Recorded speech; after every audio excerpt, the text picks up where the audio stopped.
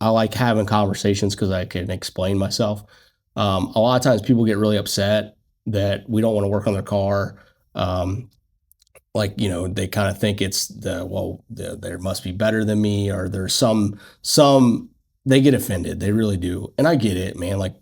But the older that I've gotten, I get more selfish with my time. And I want my time to be used in number one, what will affect the kingdom of God the most. Number two, that is my family, right? Like, so God first, family second. That's how I filter everything that I do. And when I was building cars, or when we were building cars, the first 5 years of our deal, I didn't have much left for the kingdom, and I didn't have much left for my family because the cars were taking everything. People's dreams that weren't mine, that really are superficial dreams to a degree.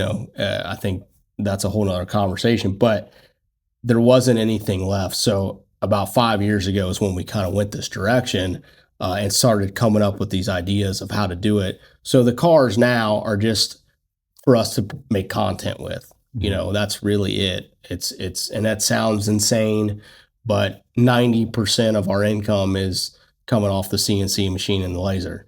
So everything else doesn't have to happen.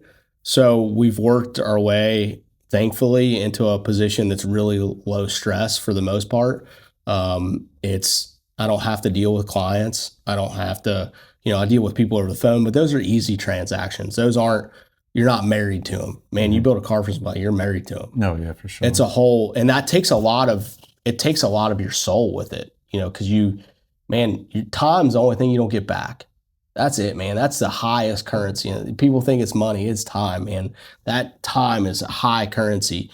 And frankly, I just don't want to spend that much time on other people's cars.